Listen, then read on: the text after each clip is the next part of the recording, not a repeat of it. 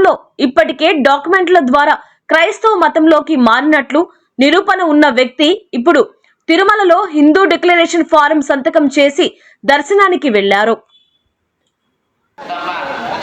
రాజకీయ ప్రభావం. గంగాధర నెల్లూరు నియోజకవర్గ ప్రజలు ఇప్పుడు ఈ అంశాన్ని ప్రధాన చర్చగా చర్చించుకుంటున్నారు.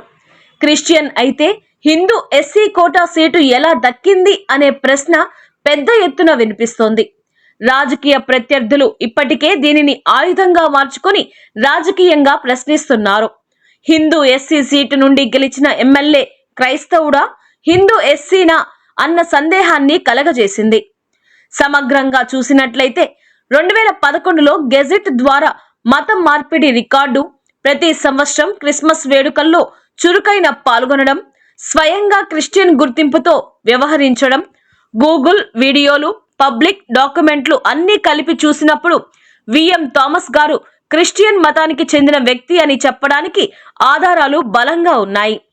అయితే తిరుమలలో డిక్లరేషన్ ఫారంపై సంతకం చేసి దర్శనం పొందడం వల్ల ఇప్పుడు ఆయనపై చట్టపరమైన చర్యలు, అలాగే రాజకీయపరమైన ప్రభావాలు తప్పకుండా రాబోతున్నాయని అనిపిస్తోంది.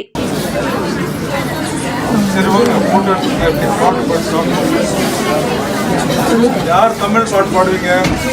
கிறிஸ்டியன்ஸ் யாரா இருந்தா முன்னாடி வாங்க, தமிழ் பாட்டு பாடுவோம். Anybody is there?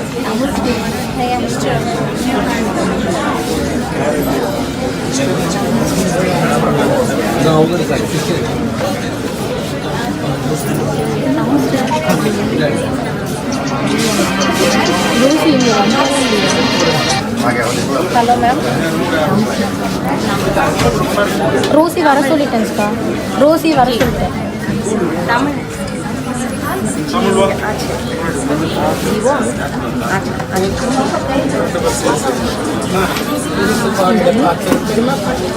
துதித்து பாடிட பாத்திரமே துங்கவனே சுவிநாமமதி துதிகளின் மாத்தியில் வாசம் செய்யும் தூயவனே யமஸ்தோத்தரிப்போமே.